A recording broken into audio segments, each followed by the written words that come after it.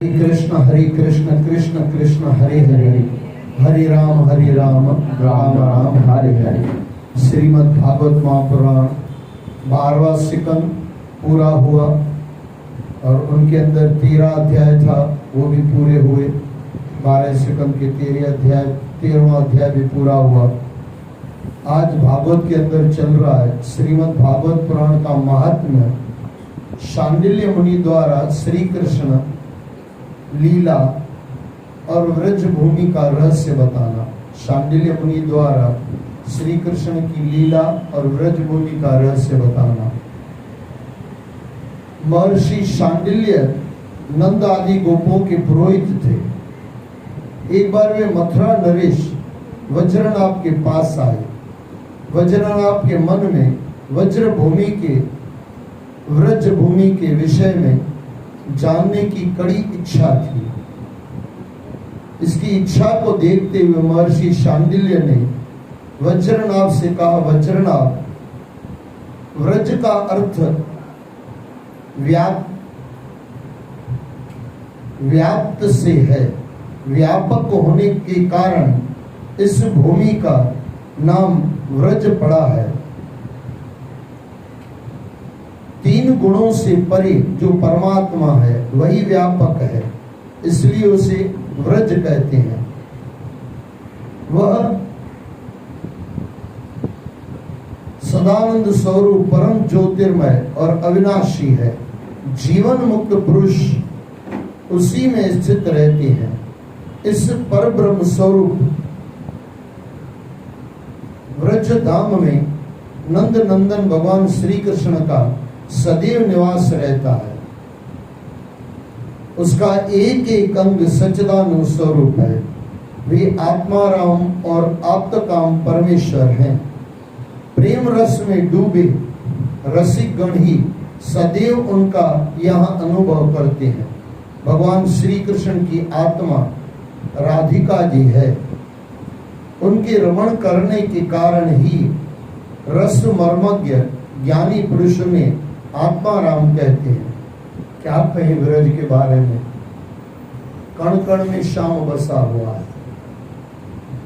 मिट्टी लेके आते हैं, जैसे अयोध्या की मिट्टी लाई जाती है वैसे व्रज की भी मिट्टी लाई जाती है, पूजा घर में रखी जाती है। कण कण में परमात्मा बसा हुआ है। ऐसे तो कण कण में सब जगह है, हमारे अंदर भी है, सब जगह है, लेकिन वहां प्रकट हो गए, इसके लिए उनकी ज्यादा महत्वता है। शरीर तो करीब करीब सबका एक जैसा है ना। हाँ, आप बोलोगे शक्ल अलग अलग है। हाँ, शक्ल अलग अलग है, लेकिन 2 टांगे, 2 पैर, 2 आंखें करीब करीब एक जैसा। लेकिन एक के गुरु नानक जैसों के हम पैर छूते हैं और दुष्टों को हम दूर करते हैं। शरीर तो वही है, लेकिन गुरु नानक देव जी महाराज में, टेऊराम साईं में परमात्मा प्रकट हो गए। उन्होंने अपना तार परमात्मा से जोड़ लिया, खुद को परमात्मा से जोड़ लिया, फिर दुनिया जुड़ पड़ी। जब तक परमात्मा से जुड़े नहीं हैं तब तक धक्के ही खाएंगे, दुखी ही रहेंगे। परमात्मा अंदर होते हुए भी दुखी रहेंगे। आपके अंदर बीमारी हो और बाहर कितना भी आपको खिलाया जाए, आपको खाने में मजा आएगा? सही, कभी नहीं, हो ही नहीं सकता। मीठी से मीठी चीज, प्यारी से प्यारा व्यक्ति आपका आ जाए, ये सब कब सुख देंगे? अंदर से आप सुखी होंगे तो। और अंदर से सुखी कौन रहता है? कलयुग केवल नाम आधारा, सिमर सिमर नर उतरहि पार। परमात्मा का नाम लेते लेते, अच्छा, परमात्मा का नाम लेते लेते धीरे धीरे उनके गुण भी लेते जाएं। खाली नाम से भी नहीं होगा। आप बोलोगे नाम से ही होगा, नाम से भी होगा, खाली नाम से भी नहीं होगा। ये दोनों बातें याद रख लेना। ही और भी मैं बहुत ज्यादातर लगाता रहता हूँ। हाँ, नाम सुमरन जरूरी है, अति जरूरी है, लेकिन काम करो कंस जैसे और फिर कृष्ण का नाम लेते रहो, कोई मतलब नहीं है। आज का इंसान ये थोड़ा भूल गया है। राम का नाम स्मरण करते करते, रामायण पढ़ते पढ़ते थोड़ा सीख लो राम ने क्या किया। कृष्ण का नाम जपते जपते हरे कृष्ण कृष्ण कृष्ण हरे हरे, हरे राम राम राम हरे हरे, महामंत्र जपते जपते जपते जपते देखो दोस्तों से भगवान कैसे मिलते हैं, सुदामा से कैसे मिलते हैं। अच्छा, कहीं भी गए दुष्टों को मारा तो वहां से एक पैसा लेके नहीं आए। दुर्योधन को, ये जरासंध को मारा तो उसके बेटे को राजगद्दी दे के आ गए। कहीं भी यही भगवान राम में था, यही भगवान कृष्ण में था। लेकिन हमारे जैसा होता तो उस जमाने में दूसरे भी राजाओं थे, वो यही करते थे, दूसरों को मार के बस अपनी हद में ले लेते थे, वहां के राजा बन जाते थे। कृष्ण ने, भगवान ने कुछ अलग करके दिखाया। तो भगवान कृष्ण का नाम जपने वाला अपना अधिकार हो गया, वो भी दूसरों को दे दिया। यही राम भगवान में है। जब तक ये पूरा नहीं होगा ना, नाम की महिमा का जो सत्य आनंद देना चाहिए वो देता नहीं है।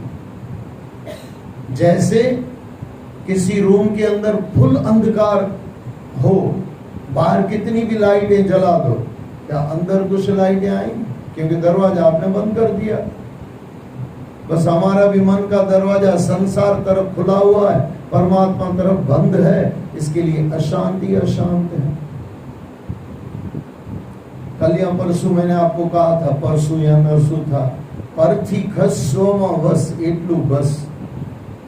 अगर मुझे कहो ना सभी मंत्रों से बड़ा मंत्र कौन सा है, यही मंत्र, परथी खस। दुनिया से थोड़ा हटो, दुनिया में हम हटाते नहीं है। और जब तक दुनिया नहीं हटेगी तब तक दुनिया का मालिक दिखाई भी नहीं देगा, समझ भी नहीं आएगा, कितना भी नाम रटन करते रहो। फिर कई लोग इसका अर्थ निकाल लेंगे, भाई साहब बोलते हैं नाम सिमरन नहीं करो, गलत अर्थ मत लेना। नाम सिमरन तो जड़ है, उसको कैसे छोड़ सकते हो? जड़ यानी जड़े हैं, उसको कैसे छोड़ सकते हो? लेकिन नाम सिमरन करते करते करते धीरे धीरे धीरे परमात्मा की वाणी पढ़ते पढ़ते पढ़ते, राम का जीवन चरित्र, भगवान राम का जीवन पर चरित्र पढ़ते पढ़ते, भगवान कृष्ण का जीवन चरित्र पढ़ते पढ़ते उन्होंने क्या किया, सहज ही मुझसे हो जाए, ढोंग का न हो, दिखावा न हो। आज इंसान ढोंगी भी बहुत बन गया, बाहर से इतना बड़ा भगत लगेगा जिसका कोई हिसाब ही नहीं है। हाँ, सुबह उठ के पूजा भी करेगा, पाठ भी करेगा। एक पुरानी कहानी आती है, बोले को राशन की दुकान थी, सुबह उठ के, सुबह जब दुकान खुलती भगवान का नाम लिया जाता, मजे से 2-4 आदमी आके बैठ भी जाते। भगत आदमी था, लेकिन कैसा भगत था सुन लो। भगवान का नाम मस्ती से गाया जाता, संकीर्तन होता, फिर वो जब चले जाते फिर अपने बेटे को बोलता, चलो बोलो मिलावट कर ले, शक्कर के अंदर क्या मिलाना है वो मिला लें। और ये भक्ति का मतलब क्या है? ये नाम कितना भी लेते हो। अच्छा, आप बोलोगे नाम सिमरन इसको फल क्यों नहीं देता? नाम सिमरन फल देता है। जैसे दूध आपने खीर बनाई बढ़िया से, लेकिन आपने फिर नींबू निचोड़ दिया। बस यही हमारा कर्म, नींबू निचोड़ने का हम जीवन में जब कर लेते हैं, सब जीरो होता जाता है। एक तरह से भक्त बड़े बनते हैं, दिखावे के भक्त बनते हैं, और अंदर तो फिर कुछ चाहिए। और फिर वापस में श्लोक दूसरे नंबर का मेरे जो प्रिय शब्दों में है, चाह गई चिंता मिटी मनवा बेपरवाह, जिसको कुछ न चाहिए शाहों के शाह। अच्छा, ये थोड़ा जोड़ के देखना, चाह गई चिंता मिटी मनवा बेपरवाह, जिसको कुछ न चाहिए। फिर वो पर में फंसेगा कैसे? ऑटोमेटिक पर से फंस जाएगा कि नहीं? दूसरा आपको क्यों चाहिए? क्योंकि कुछ आपका उसमें से चाहिए, तब उसमें चाहिए ना, नहीं तो फिर आपको क्या मतलब है? हमारा कोई स्वार्थ ही नहीं है, हमको किसी से कुछ लेना देना ही नहीं है। अच्छा, स्वार्थ इतना रखो कि उसको सुख देने का स्वार्थ रखो, दूसरों को सुख दो, दूसरों से सुख लो मत। लेने वाला गुलाम हो जाता है और देने वाला बादशाह बन जाता है। यही तो वो श्लोक में है, चाह गई चिंता मिटी मनवा बेपरवाह, जिसको कुछ न चाहिए, कभी किसी से कुछ नहीं चाहिए। और मैं थोड़ा आपको बम लगे तो बम, लेकिन समझने का प्रयास करना, जिसको भगवान से भी कुछ नहीं चाहिए। ऐसे संत भी मैंने देखे हैं, वही तो हमारे एकदम, मैं उनके प्रिय था, मैं भी प्रिय था, वो भी मेरे प्रिय थे। पहुंचे हुए बाबा जी थे, बोले मैं भगवान को भी बोलता हूँ, बाबा अपना भेजे लक्ष्मी ऐसा मौज करो, माँ भेजी मौज में आया। ये क्या है? चाह गई चिंता मिटी मनवा बेपरवाह, जिसको कुछ न चाहिए, कशु नहीं चाहिए, शाहों के शाह। धीरे धीरे धीरे ये पोजीशन में आते जाए ना, क्यों नहीं आ सकते? फिर मुझे चाय अपनी याद आ रही है। अब कहीं भी मुझे बैठ के बोलो ना, बोले भाई साहब आप कहाँ फंसे हो, मैं खुलेआम बोलता था, भाई चाय में फंसा हुआ नहीं छोड़ पाऊंगा। लेकिन भगवान ने ऐसी कृपा कर दी, जो नहीं लगता था। 5 दिन पहले नींद उड़ा दी वहां की। उस समय तो मुझे लग रहा था मैं क्या करूं, कैसे करूं, लेकिन परमात्मा ने कर लिया। आपको लगेगा कहने का मतलब क्या है? कहने का मतलब ये है, अगर छोटी सी चाय पीनी है, 10 रुपए की चाय मिलती है ना, 5 रुपए की भी चाय मिलती है। 5 रुपए की चाय में भी अगर फंसे हुए हैं, मेरे घर में ही है 2-3 व्यक्ति, अगर चाय नहीं पिए तो पेट साफ नहीं होता। हाँ, दूसरे 2-3 ऐसे चाय नहीं पिए तो माथा दुखता। आज चाय में मैं फंसा हुआ था, लेकिन कभी आप 2 बजे तक मेरे से सत्संग करा लो। हाँ, एक चीज है, गुरु की ये कृपा थी, सुबह उठ के अगर मैं सत्संग में हूँ, शाम तक चाय मुझे नहीं दो चलेगा, क्योंकि फिर चाय वहां पे परमात्मा अंदर से पिला देता। कहने का मतलब समझना, इतनी छोटी सी चीज में भी अगर हम फंसे हुए हैं तो माथे का दर्द हो रहा है, हमको तो कितना चाहिए, जनरल इंसान को कितना चाहिए। जरूरत बहुत कम की होती है, इच्छाएं बहुत लंबी होती है। थोड़ा समझने का प्रयास करना। आप अगर जरूरत में चलो ना, तो इतना आप दुखी नहीं हो सकते। कितनी भी महंगाई हो, अगर सादा खाने वाला इंसान हो, इतनी महंगाई उसको लगेगी नहीं। लेकिन चाहिए पिज्जा, क्या क्या चाहिए। अच्छा, 80% लोगों में, अभी बीच में मुझे कोई कह रहा था, 80% लोगों में आजकल रविवार को घर पे खाना नहीं बनता, होटलों में खाना चलता है। और घर में खाना जो आपका 300 रुपए का बनेगा, वहां आपका 1500 में खा के आ जाओ। हम भगत तो पक्के हैं ना, कृष्ण के नाम का 100 रुपया देने में तो बुखार आ जाएगा, बाकी होटल में बोले 1500 का खा ले, ऐसे भी है ना। लेकिन यही आपको रविवार को कुछ करना है, 300 रुपए का घर में खा के 1000 रुपए में किसी झोपड़ी में जाके दान दे के आ जाओ, तो आपके पैसे में ही मैं बता रहा हूँ, जो आपका होटल का खर्चा है वही मैं बता रहा हूँ। अच्छा, किसी डॉक्टर को भी जाके पूछना, अच्छा डॉक्टर का मानो न मानो, जहां पे खाना बनता है ना, अंदर चले जाना ना। मेरा अंगद कोई होटल वाला था, अभी गुजर गया, बोले भाई साहब अगर आप अंदर आ जाओ ना, कभी जिंदगी में होटल में खाना नहीं खाओगे, जिंदगी में नहीं खाओगे। और वो खाना मजे से खाते, जानते हुए भी खाते। और कितना ऐसा तो क्या स्वाद आ जाता है भाई, जो अपने घर में नहीं आता। एक छोटी सी तो जोक्स जैसा आता है। बोले एक बंदा गया होटल में खाना खाने, पहली बार नया नया होटल में गया, यानी होटल उसके लिए नहीं थी, आदमी तो पुराना था, होटलों में जाता था, नई नई होटल थी, जाके बैठा। बोले खाना कैसा? बोले एकदम घर जैसा साफ। उठ के चलने लगा। अरे बोले भाई साहब क्या हुआ, खाना नहीं खा रहे? बोले घर का छोड़ के तो तेरे पास आया हूँ, और घर जैसा खाऊं तो घर वाले का नहीं खाऊं। तो पूरा जोक्स है भाई साहब। और हकीकत यही है आज के इंसान, क्या कचरा खाने में पड़ा हुआ है, क्या चाहिए इंसान को, काहे का स्वाद आता है। लोगों को, मैं जहाँ पे गया था ना वहां पे बोले सबसे पहले तो बेकरी प्रोडक्ट ये तो तुरंत बंद कर दो। अच्छा, बेकरी प्रोडक्ट में अब पाव खाते हैं, पाव वड़ा डाल के वड़ा डाल के खाते हैं, तो ये काम करना, खाली पाव खा के देखना, अब क्यों कुछ टेस्ट ही नहीं है। चीज आती है आजकल, वो चीज डाली जाती है, अब चीज अकेली खा के दिखाओ। भाई एकदम मूर्खों का सरदार होगा वो तो 2 किलो खा जाएगा। बाकी अंदर थोड़ी सी भी अकल होगी, जीभ का थोड़ा सा भी चटका उसको पता होगा, मेरे ख्याल से चीज खा नहीं पाएगा, कोई टेस्ट ही नहीं है। पता नहीं वो डालने के बाद कौन सा उसको टेस्ट लगता है, राम जाने। आप बोलोगे खाने का सत्संग से क्या मतलब है? बहुत बड़ा मतलब है, जबरदस्त है। आप कुछ भी खा के आप बोलोगे मन लग जाएगा, ऐसे थोड़ी मन लगता, लग ही नहीं पाएगा। गीता में भगवान कृष्ण ने विस्तार से कहा है, रजोगुण तमोगुण खाने से क्या क्या होता है, विस्तार से बताया गया है।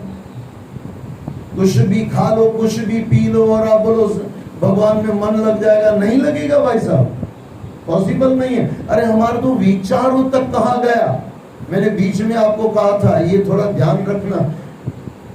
हिंदुस्तान की कोर्टें या फॉरेन कंट्री की जो भी कोर्टें हैं, आप बुरा करो तो आपको सजा मिलेगी। भगवान की कोर्ट में ऐसा नहीं है, उससे 2 कदम आगे का है। भगवान की कोर्ट में बुरा सोचो तो वहीं से गुनहगार हो गए, ये थोड़ा सोच के रखना।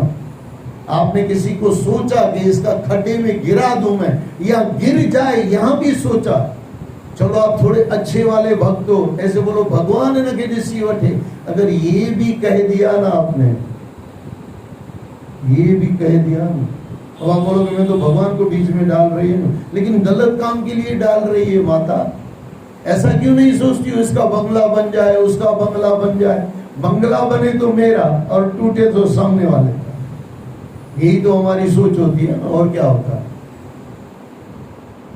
संत किसे कहते हैं? जो सामने वाले का बंगला बनाने में सोचे, संत होता है। उसको आप बिठाओ न बिठाओ, उसके साथ कोई मतलब नहीं है। उसको एसी का रूम दो न दो, कोई मतलब नहीं है। वो ऐसा ही कहेगा बेटे खुश रहो, जीवन में आनंद करो। अगर थोड़ा समझ में आ जाए ना, धीरे धीरे धीरे धीरे, जैसे बच्चा शून्य में होता है, वैसे इंसान बुढ़ापे में धीरे धीरे धीरे जवाबदारी सबको सौंपते सौंपते सौंपते, बड़े हुए तो जवाबदारी ले ली, फिर और बड़े हुए तो धीरे धीरे जवाबदारी सौंपते जाओ। लेकिन ऐसा नहीं कि आप नुआ हो, बहू हो, बोले सास की हमने जवाबदारी छोड़ दी, खाना पीना खुद खाती रहेगी। मैं ऐसे अर्थ में नहीं कह रहा हूँ, गलत अर्थ मत लेना। तो आज का इंसान गलत अर्थ मत मस्त लेता, बिना कारण की बोलना, बिना कारण का चलना, बिना कारण का पैरना, बिना कारण का खाना, आज बेकार बहुत है, बेकार है, जिसका कोई मतलब ही नहीं है। किसी संत को किसी ने पूछा, बोले बाबा आपकी भक्ति क्या है, क्या करते हो आप? संत ने जवाब मस्त दिया, बोले भूख लगती है तो खा लेता हूँ, और जब अंदर की भूख लगती है तो नाम स्मरण कर लेता हूँ। बोले बाबा ये तो हम भी करते हैं। बोले चेक कर लो जाके, 80% हम बिना भूख के खाते हैं, 80%। इसके लिए शरीर बढ़ रहा है, शरीर बढ़ रहा है। आप बोलोगे हेरिडिटी भी है, हाँ हेरिडिटी तो है ही है, ऊपर से भी आता है, लेकिन इंसान की खुद की भी, मैंने ऐसे ऐसे आदमी देखे हैं, 3 बेटों को डायबिटीज है, उनके पिताजी को था, एक बेटे को नहीं है, उसने खुद को संभाल दिया। ऐसे कई घर आपको मिलेंगे। जो बड़ों ने गलती की वो हम गलती नहीं करें, और जो बड़ों ने अच्छाइयां की वो हम देख लें। हर इंसान में थोड़ा बहुत अवगुण भी रहेगा, थोड़ा बहुत गुण भी रहेगा। अपने बड़ों का गुण ले लो और अपने बड़ों का अवगुण छोड़ दो। यही तो बगिया है ना। अपनी बगिया बनानी है, अंदर सुंदर बगिया चाहिए, अंदर से सुगंध चाहिए, फूलों की सुगंध चाहिए, जीवन की सुगंध चाहिए। तो जहां से आपको जो अच्छा मिले, ग्रंथों में तो ये कहा गया है, चांडाल अगर परमात्मा का नाम ले रहा है ना, बैठ जा बोले उसके पास में, चांडाल। और उस जमाने में, जिस जमाने में जातियां बहुत खतरनाक चलती थी, मारा काटा जाता था जातियों के नाम पर, उस जमाने में कहा गया चांडाल परमात्मा का नाम ले रहा है, सत्संग सुना रहा है, बैठ जाओ मुझसे बोले उसके चरणों में, बैठ जाओ उसके चरणों में। लेकिन कहाँ आज हो रहा है?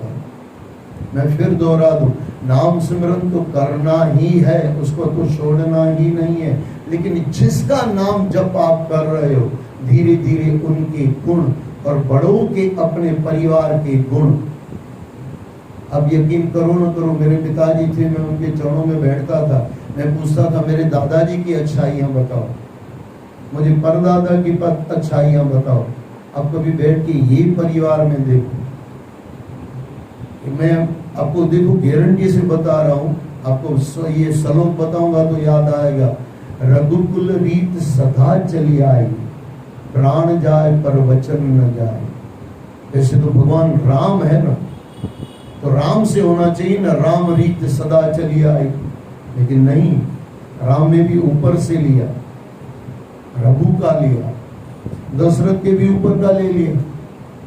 बात बरोबर समझना, क्या किया, जो उनकी रीत थी वो भगवान राम लेके आ गए, और भगवान राम लेके आ गए, और रघु ने बराबर वो रीत चलाई, उनके बच्चों ने बराबर चलाई, घर में भगवान राम आ गए। ऐसे ही थोड़ी संत महात्मा आ जाते हैं, किसी के घर में भी पैदा हो जाते हैं, ऐसे ही थोड़ी भगवान आ जाता है। भूमि तैयार करनी पड़ती है, ये ब्रज भूमि पूरी तैयार हो गई तब कृष्ण जाके वहां पे पहुंचे। अगर आप बराबर रामायण का अध्ययन करो तो राम से जो भी बराबर मिलना चाहते थे, संत महात्मा आलिंगन करना चाहते थे, तो राम था मर्यादा पुरुषोत्तम थे, बोले वो दूर से बात करो, ये सुना बुना बात नहीं है। अरे बाबा हम तो आपको सुनना चाहते हैं, आप कितना सुंदर, कितने सुंदर। अरे ठीक है, ब्रज भूमि में पहुंचो, आऊंगा मैं, वहां तक पहुंचो, और जितने देवी देवता वहां पहुंचे, और ऐसा कहते हैं लक्ष्मी माता पोती सब जगह भर गई थी। बोले कहाँ? बोले झाड़ू में आ जाओ, और कोई जगह है नहीं।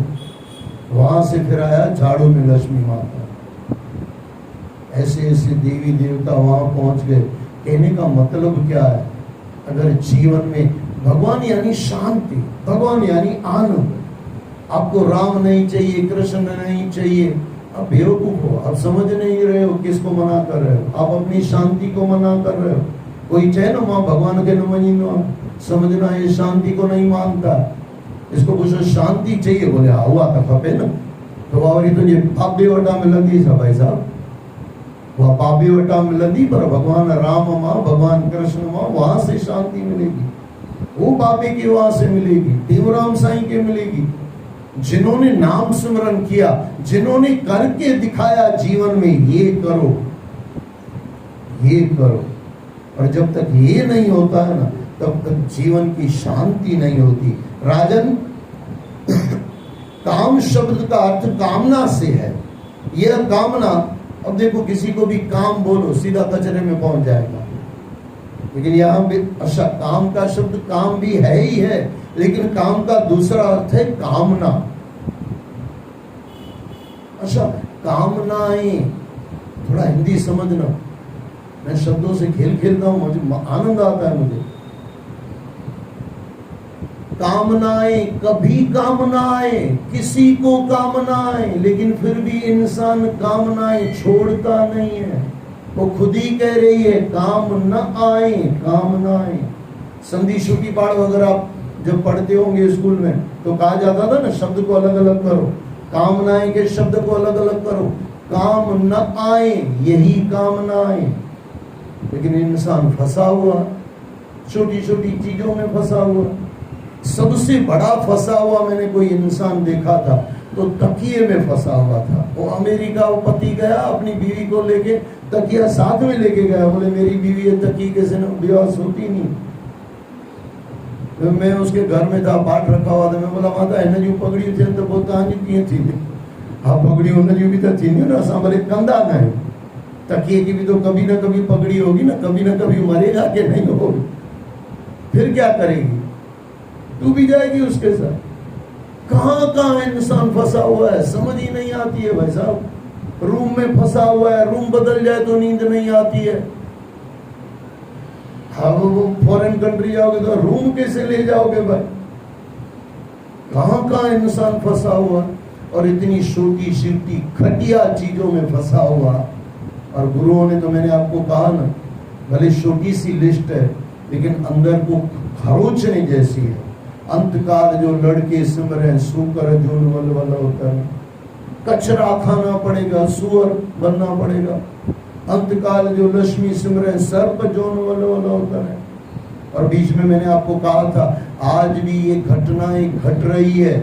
किसी का दादाजी गुजर गया, पैसा बहुत था, उसका पोता किसी संत को बता रहा था, मैंने संत के मुंह से ये कहानी सुनी है। बोले भाई साहब हमारा घर इतना समझो मस्त है, कहीं सांप हमने कभी जीवन में देखा नहीं था। दादाजी गुजर गए, 12वीं के अंदर सर्प दिखाई दिया और संत ने कहा वो तेरा दादा ही था। भाई साहब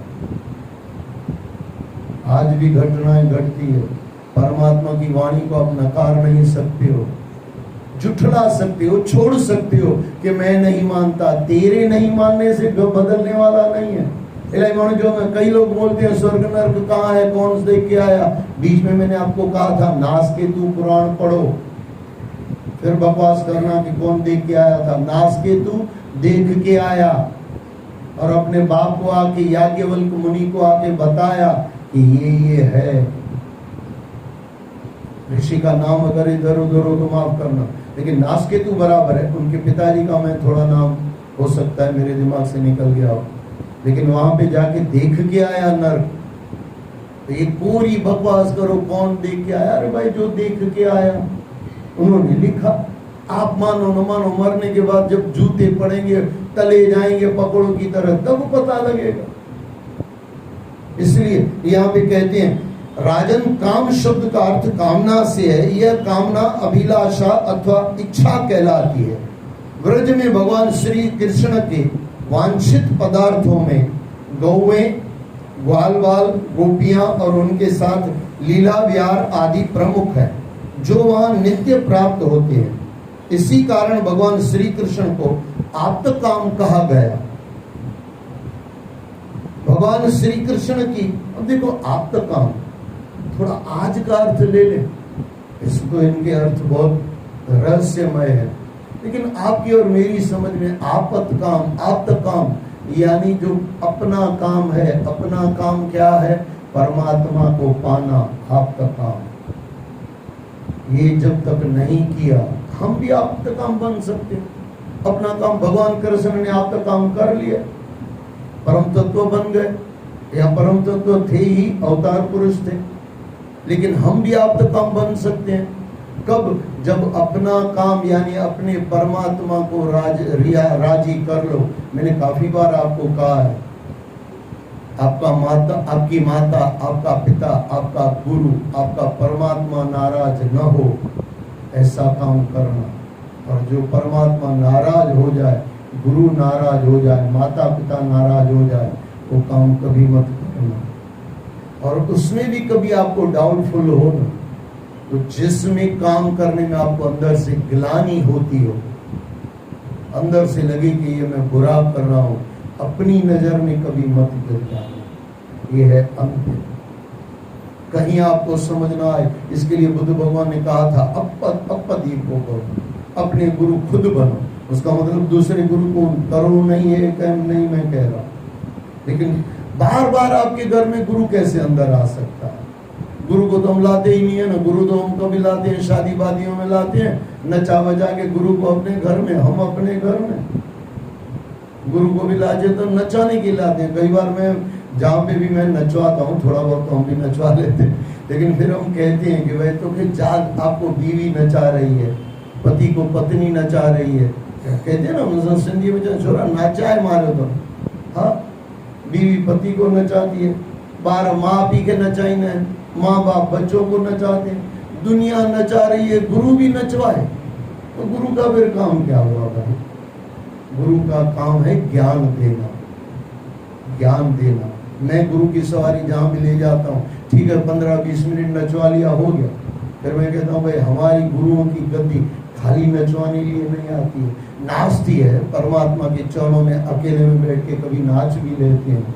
लेकिन वो मीरा कृष्ण के लिए जो नाची थी वो नाच और आज का जो शुल्लक घटिया नाच, उसमें जमीन आसमान का अंतर। वो नाच में और उस नाच में आज को मीरा को भी हमने जो नचवा लिया, आजकल जो चल रहा है, मीरा अलग है, आप और हम अलग है। मीरा को समझ नहीं पाए मीरा क्या नाच रही है, वो कृष्ण पा गई इसके लिए नाच रही है, और आज की कुछ पाने के लिए नाच रही है, दुनिया को दिखाने के लिए नाच रही है, अपना नाम कमाने के लिए नाच रही है। थोड़ा है कड़वा लेकिन हकीकत यही। इसलिए अब तक काम कहा गया भगवान श्री कृष्ण की यह लीला प्रकृति से परे है। वे जिस समय प्रकृति से खेलने लगते हैं उस समय अन्य लोग भी उनकी लीलाओं का अनुभव करने लगते हैं। प्रकृति के साथ होने वाली लीला में ही सत्वगुण, रजोगुण और तमोगुण के द्वारा सृष्टि की उत्पत्ति, स्थिति और प्रलय की प्रतीत होने लगती है। ये तीनों जरूरी है। खाली सत्वगुणी आप हो न, जी नहीं पाओगे। खाली रजोगुणी हो न तो भी आप जी नहीं पाओगे। खाली तमोगुणी हो न तो भी आप जी नहीं पाओगे। लेकिन एक चीज है,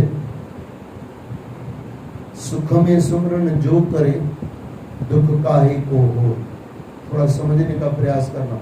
जब मजे अंदर से आनंद हो, अंदर से आपको कहीं ज्यादा दिक्कत नहीं है, संसार का झगड़ा नहीं हुआ है, अंदर से मजे में हो, सत्व गुण है, तब नाम स्मरण जितना जल्दी करना है फटाफट कर लो, और जितना ज्यादा करना है उतना कर लो, तो आपको तमोगुण और रजोगुण इतना सताएगा नहीं। मौका मिला है, जब मौका मिले ना, आपने कहिए ना जब वो लक्ष्मी आए तो चांदो करवा आवे तो नावा जવું नहीं। अब गुजराती में कहावत है, सांभળી हसे आपने। लक्ष्मी जब चांदा करना है तो नहाने मत जाओ। इसी तरह सत्व गुण आ गया, अंदर चल रहा है, उस समय नाम स्मरण कर लो।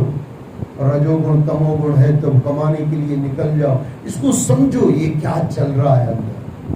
कभी आप रजोगुणी होंगे, कभी आप तमोगुणी होंगे। हाँ एक है, कोई प्रधान भी होता है। हम रजोगुणी या तमोगुणी प्रधान होते हैं। प्रधान होती है तो धीरे धीरे सत्वगुण तरफ आओ। खान पान अपना सही रखें, बोलचाल अपनी सही रखें, किसी को दुख न दें, तो सत्वगुणी आ गया। रजोगुणी फिर भी आएगा, जब आप खाना खाओगे, सोओगे, दूसरे काम करोगे, तो रजोगुणी तमोगुणों की जरूरत है। अकेला नमक आप खा सकते हो, लेकिन खाने के अंदर अगर नमक न हो तो नहीं चलेगा।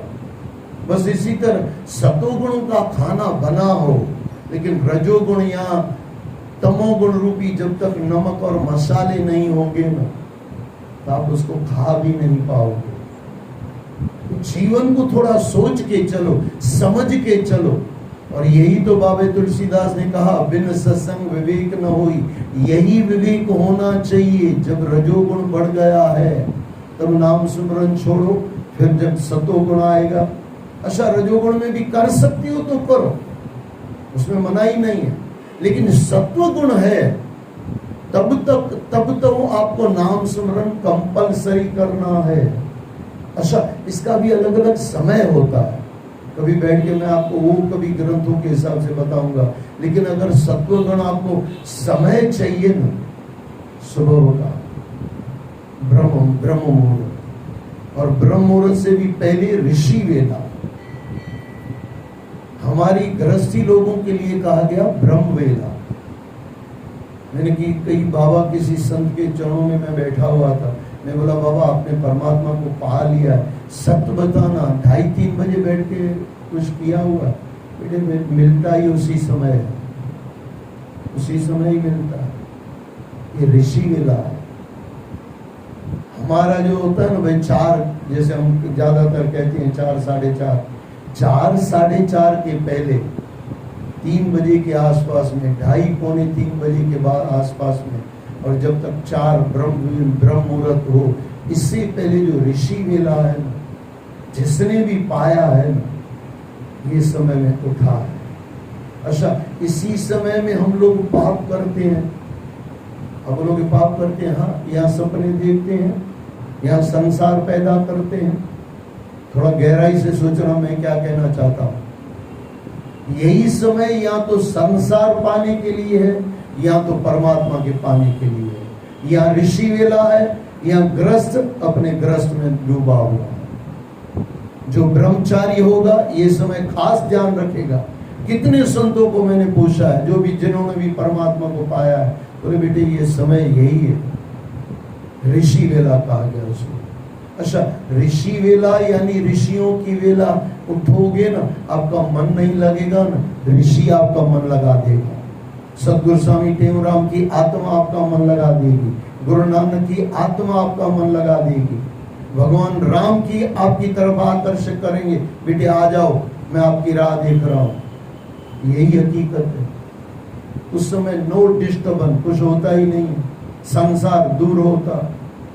लेकिन ये ऋषि वेला बहुत कम लोग उसका उपयोग कर पाते हैं। ब्रह्म मुहूर्त फिर भी कर लेते हैं, लेकिन ये जो ब्रह्म मुहूर्त है, ऋषि वेला है, ये पूरा सत्व गुण है, पूरा सत्व गुण है, 101%। इसमें कोई मिलावट नहीं है, और 101% पूरा है। इसके लिए ब्रह्म तत्व भी इस समय मस्ती से मिल जाता है। स्थिति और प्रलय की प्रतीति होने लगती है। इस प्रकार भगवान 2 प्रकार की लीलाओं, वास्तविक और व्यवहारिक का अभ्यास होने लगता है। वास्तविक लीला का स्वयं भगवान और उनके रसिक जन ही जान पाते हैं। वास्तविक लीला यानी आपका काम, जो अपना काम करना है, परमात्मा को पाना, ये पक्का कर लो। इसके लिए तो गुरुओं ने कहा करनो तो सोना कियो। अच्छा, इसका दूसरा अर्थ भी समझ लेना, जो नहीं करना था वो सब कर लिया। गुरु ने श्लोक ये लिखा है कि करनो तो सोना कियो। इसका मतलब गुरु क्या कहना चाहते हैं, बिटवीन द लाइन देखा जाता है। बिटवीन द लाइन यह कह रहे हैं, जो नहीं करना था वो तो तूने सब कुछ कर लिया। जिसको करने से नहीं करने से कोई ज्यादा फर्क नहीं पड़ता है, वो सब हम काम सब कर लेते हैं।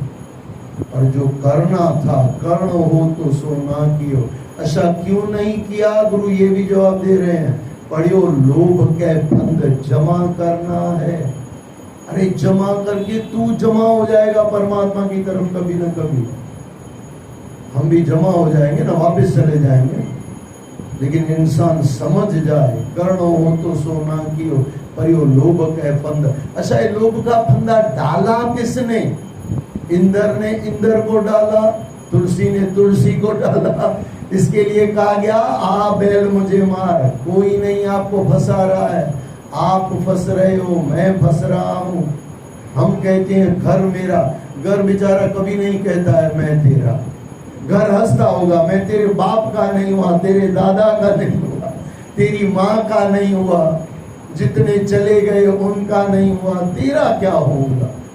लेकिन वो तो फिर जड़ है, उसके लिए उसकी बात हमारे समझ में नहीं आती है। बाकी तो दीवारी कहती है, कहते हैं ना दीवारों की भी कान होती है। मैं बोलता हूँ दीवारी की भी जीभ होती है, कभी उनको बैठ के सुन लो। वो भी कहती है कि मैं तेरा नहीं हो सकता, हो भी पाऊं तो तू ले जा नहीं सकता। कितना सरल है समझना, बहुत सरल है, लेकिन पता नहीं इंसान ने खुद को जटिल कर दिया।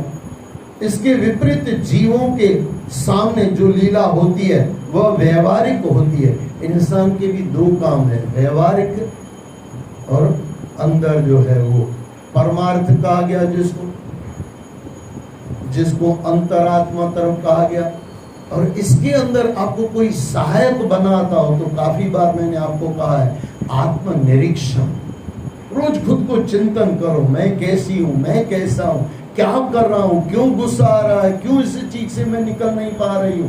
कई लोग कहते हैं भाई साहब गुस्सा नहीं करना चाहते थे, गुस्सा हो गया। अच्छा ये भी समझना, आपने अंदर से 2 मिनट सोचा कि मुझे गुस्सा करना, अच्छा गुस्से को भी थोड़ा चेक करना। कुछ हद तक गुस्से को आप कंट्रोल कर सकते हो, एक लिमिट के बाहर निकल जाने के बाद आप उसको कंट्रोल नहीं कर सकते हो। शुरुआती दौर में किसी ने आपको अपशब्द कहा, आपको गुस्सा आया, थोड़े सेकंड आपके पास था, एक गुस्सा आप कंट्रोल कर सकते थे। आप चेक कर लेना, कोई भी बुरे से बुरा कार्य हो आप चेक कर लेना। बुरा करने से पहले अंतरात्मा भी अंदर से खचोटती है, मत कर, करते समय भी रोकती है, मत कर। लेकिन इंसान इतना अंधा हो जाता है, दिखाने में अंधा हो जाता है, अभिमान में अंधा हो जाता है, लोभ में अंधा हो जाता है, फिर कर लेता। अगर आप बुरा करना चाहो तो बुरी शक्तियां आपको साथ दे देती है। अच्छा कभी संत महात्माओं को मिलो, बोले वैसा भी हमारी ताकत ही नहीं थी मैं ये कर पाता, लेकिन हो गया मेरे से। फिर वो कहेंगे मेरे से नहीं हुआ, भगवान कृष्ण ने करवाया। अगर आपका अच्छा संकल्प है तो अच्छी आत्माएं, संतों की आत्माएं आपका साथ देती है। फिर करने के बाद हम कहते हैं मैं कर ही नहीं पाता, पता नहीं मैंने कैसे अच्छा काम कर लिया। तो आत्माएं आपको हमको साथ देती है। जब हम बुरा करते हैं तो बुरी आत्माएं साथ देती है।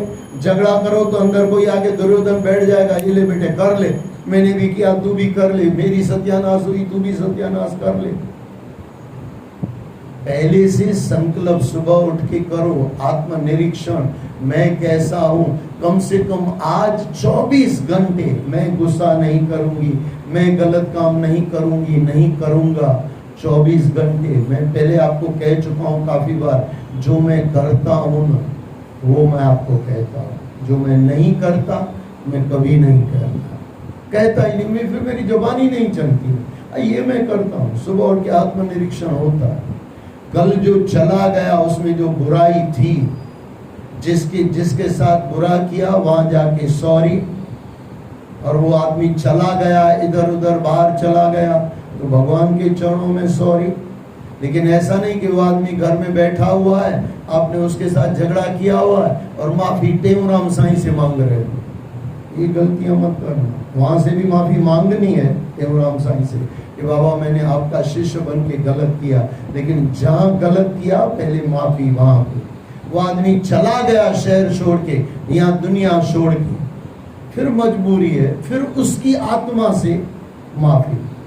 जिसकी आत्मा थी, आपके पिताजी, आपके ससुर, आपके भाई, आत्माएं आज भी माफ करती है, आत्माएं आज भी सजा देती है। भूत प्रेत क्या है, मैं आपको डरा नहीं रहा हूं। फिर हनुमान चालीसा आप क्या पढ़ते हो, आपको भूत नहीं दिखाई दिया, आप नसीब वाले हो, क्योंकि सच्चे भक्त होंगे इसके लिए भूत नहीं दिखाई दिया। ये तो हनुमान चालीसा में तो आता है, भूत पिशाच निकट नहीं आवे, महावीर जब नाम सुना है। तो तुलसी बाबा ने ऐसे ही लिख दिया क्या? अच्छा तुलसी बाबा को तो भूत दिखाई दिया था, उसमें से तो फिर हनुमान के दर्शन हुए होंगे। अच्छा ये देखो संकल्प कितना बढ़िया था, मुझे हनुमान के दर्शन करने हैं। बुरी शक्ति ने भी साथ दिया हनुमान दिखाने। घटनाएं क्या घटती है अगर संकल्प सही हो तो। लेकिन ये थोड़ा समझने का प्रयास करना। ऐसी कहानी आती है, कहानी मस्त है, उसमें मैं जाना भी चाहता हूँ, नहीं भी जाना चाहता हूँ, दोनों बातें। लेकिन आधे मिनट के लिए मैं उस कहानी में मैं जाऊं। भूत को तुलसीदास ने दिखाया, तुलसीदास को भूत ने दिखाया, बोले वो है, बोले वहां चलो, बोले भाई मैं जा ही नहीं सकता हूँ, भूत पिशाच से निकट नहीं आवे, मैं उनके सामने जा ही नहीं सकता हूँ, दूर से मैं दिखा सकता हूँ कि वो बाबा जी है, वो तेरे हनुमान है। संकल्प सही हो न तो केकई का श्राप, एक तरह से श्राप तो नहीं है, केकई तो अलग चीज है, केकई को हमने कभी समझा नहीं है। आनंद रामायण है, कभी पढ़ के देखना मौका मिले तो। उसमें ने जो केकई ने किया है ना, राम ने करवाया है, भगवान राम ने, केकई ने किया नहीं है, भगवान राम ने करवाया है। लेकिन एक तरफ से केकई का श्राप ही समझ लो, 14 बरस का वनवास। लेकिन राम भगवान बन के आ गए कि नहीं? 14 बरस की तपस्या है, लेकिन भगवान भी बन गए। ऐसे कहते हैं संत महात्मा, अगर राम वन नहीं जाते तो बन नहीं जाते, बन जाते यानी राम बन गए। राम बनने में उनका 14 बरस का जो वनवास है वो जड़ी है। वो अगर केकई माता नहीं दिलाती, क्योंकि राम ने दिलवाया ना, राम ने कहा कि मुझे चाहिए ये, और केकई ने रोके स्वीकार किया है। आनंद रामायण अगर पढ़ो तो रोके स्वीकार किया। मेरे पास नहीं है आनंद रामायण, मैंने तो किसी संत से सुन के मैं आपको बता रहा हूँ। लेकिन क्या गजब की बातें हैं। व्यवहारिक होती है, वास्तविक लीला के बिना व्यवहार की लीला नहीं हो सकती, जबकि व्यवहार की लीला का वास्तविक लीला के क्षेत्र में प्रवेश असंभव है। राजन, तुमने भगवान की जिस लीला को देखा है वह व्यवहारिक लीला है। साधारण जन इसी लीला को देख पाते हैं। वे इस धरती और स्वर्ग नर्क को इसी लीला के अंतर्गत देखते हैं। इसी लीला में मथुरा नगरी पृथ्वी पर दिखाई पड़ती है, किंतु भगवान की वास्तविक लीला का क्षेत्र व्रज भूमि है। रसिक भक्तों को उस भूमि पर भगवान की रास लीला सर्वत्र दिखाई पड़ती है। वहाँ जीवात्मा और परमात्मा का कोई द्वैत भाव नहीं है। जहाँ द्वैत भाव है वहाँ दुख है। द्वैत यानी संसार से हम फंसे हुए हैं। संसार समझो कंफ्यूजन है, ऐसे समझो। है क्या? एक ओंकार सतनाम, बस वो एक ही हमारे काम का है। एक सच, बाकी सब झूठ। इतना अगर समझ में आ जाए तो द्वैत भाव निकल जाए। संकल्प परमात्मा तरफ का हो। जैसे तुलसीदास बाबा के लिए मैंने कहा, हनुमान का संकल्प था कि मुझे उनसे मिलना है, तो बुरी शक्तियां भी साथ दे गई। बुरी शक्तियां भी, अच्छा बुरी शक्तियों ने भी कैसे उनको दिया? एक छोटी सी कहानी आती है। बोले राम, ये तुलसी बाबा पहले के जमाने में खाना लोग घर पे खाते थे, पेट साफ करने बाहर जाते थे। आज उल्टा, आज बाहर खाने जाते हैं रविवार को और घर पे पेट साफ करते हैं। तो तुलसी बाबा पेट साफ करने जाते थे, लोटा लेके या जो भी होगा उस जमाने में, जो भी उसके उनके बाद हाथ में होगा, तो जब वापिस आते थे तो उनमें थोड़ा सा पानी रह जाता था, वो किसी पेड़ के अंदर डाल देते थे। उसमें से वो पेड़ में से एक भूत निकला। बोले वो मांगो बाबा क्या चाहिए? बोले भाई तू क्या मुझे देगा, मेरा काम अलग तेरा काम अलग। बोले बाबा दे तो सकता हूँ, दूर से दिखा तो सकता हूँ। फिर उस भूत ने उसको दिखाया। बोले बाबा वहां पे है। कहने का मतलब समझना, जब हम अच्छा संकल्प करते हैं ना, जो हमारे लिए बुरा होता है ना, वो भी अच्छे में परिवर्तित हो जाता है। द्वैत भाव नहीं है, वे दोनों एक परमात्मा में ही समाये हुए हैं, उन्हीं के साथ उनका तादात्म्य है। तब जब भगवान इस भूमि पर अवतार लेते हैं, तब उनके साथ उनके रसिक भक्त प्रेमी देवगण और ऋषि मुनि भी गोपियों के स्वरूप में अवतार लेते हैं। वो मैंने पहले आपको कहा। राजन, द्वापर में भगवान श्री कृष्ण के रूप में श्री हरि नारायण ने जो अवतार लिया था, उसके साथ साथ उसके परम धाम वैकुंठ लोक के रसिक भक्तों और उनके निजी पार्षदों ने साथ तथा देवी देवताओं ने भी चर अचर प्राणियों के रूप में इस भूमि पर अवतार ग्रहण किया था। भगवान श्री कृष्ण की वे रास भरी लीलाएं अपने उन्हीं भक्तों के साथ हुआ करती थी। अपने उन प्रेमियों की अभिलाषाएं पूर्ण करके अब वे अंतर ध्यान हो चुके हैं। भगवान कृष्ण के जीवन में से ये भी सीखने जैसा है। अपने दुश्मनों के साथ भी भगवान कैसे चलते हैं। दुश्मन था ना दुर्योधन, जेल में डाल रहा था, सबसे बड़ा दुश्मन लगे आपको और मुझे कोई जेल में डाले तो, अच्छा डाल ना पाए फिर तो और आप उसके ज्यादा दुश्मन हो जाओगे। भगवान को जेल में डाल भी नहीं पाया, लेकिन एक चीज वहां पे देखने जैसी है, जब महाभारत हुआ पूरी नारायणी सेना भगवान ने दे दी अपनी, ले जाओ। आज आप दोगे क्या किसी को? नारायणी सेना मेरे हिसाब से कहो तो उस जमाने की अरबों खरबों की है। भोकड़ में नारायणी सेना नहीं होती है, हाथी घोड़ा सब अपने सैनिक दे दिए, नारायणी सेना पूरी दी हुई है। भगवान राम के लिए भी ये कहा जाता है, दुश्मनों के भी साथ इनका व्यवहार देखो, नाम सिमरन भी करो, उनका दुश्मनों के साथ व्यवहार भी देखो, और फिर अपना व्यवहार बदलते जाओ, अपने मन को शुद्ध करते जाओ। जिस समय भगवान यहां से द्वारका गए, उसी समय उन्होंने अपने योग बल से उन भक्तों को पहले ही द्वारका पहुंचा दिया था। फिर ब्राह्मणों के श्राप के बहाने उन्होंने सभी को अपने धाम भेज दिया। राजन, उन भक्तों की 3 श्रेणियां थी। हमारे अंदर भी ये 3 श्रेणियां हैं। आप कौन सी श्रेणी में हो चेक कर लेना। एक श्रेणी तो भगवान के निजी पार्षदों की थी।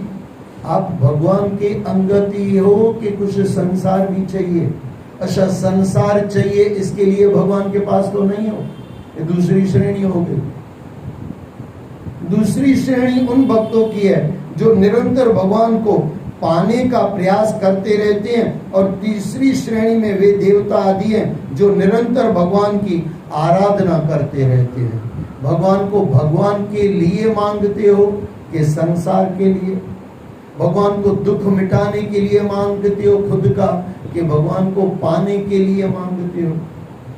एक तो भगवान को पाने के लिए भगवान की भक्ति होती है, और एक दूसरी भक्ति होती है संसार पूरा करने के लिए, जो चीजें नहीं है वो भक्ति होती है, सकाम निष्काम ये सब नाम दिए गए। और तीसरी भक्ति होती है, 3 भक्ति होती है, खुद का दुख कभी है, हाँ दुख के लिए कभी भगवान की भक्ति कर लो, क्योंकि कई बार दुख की वजह से हम परमात्मा तक जा नहीं पाते हैं। दुख के लिए भक्ति करो तो भी ठीक है, कोई उसमें गलत नहीं। बाकी संसार पाने के लिए करो, ये तो फिर और फंसने वाली बात है, और इंसान फंसता जाएगा। जो लोग व्यवहारिक लीला में स्थित है, वे वास्तविक लीला का दर्शन पाने की अधिकारी नहीं है। इसलिए यहाँ आने वाला लोगों को सब और निरंजन वन और भौतिक कर्मों में जुटे लोग ही दिखाई पड़ते हैं। वास्तविक लीला में स्थित भक्तों को वे देख ही नहीं सकते। लेकिन राजन, तुम चिंता न करो, भगवान श्री कृष्ण ने जहाँ जैसी लीला की है उसके अनुसार तुम उस स्थान का नाम रखकर यहाँ अनेक ग्राम बसाओ, और इस प्रकार दिव्य व्रज भूमि का सेवन करते रहो। वहां पर उनके मंदिर और तीर्थ स्थापित करो। ऐसा करने से तुम्हारे राज्य की प्रजा बहुत सुखी और संपन्न होगी, तुम्हें भी परम सुख प्राप्त होगा। ऐसा कहकर शांडिल्य मुनि राजा वज्रनाभ को आशीर्वाद देकर आश्रम चले गए। बोलो श्री कृष्ण भगवान की जय। इसका कुछ भाग कल हम लेंगे। जय जय श्री राधे, जय जय श्री राधे, जय जय श्री राधे।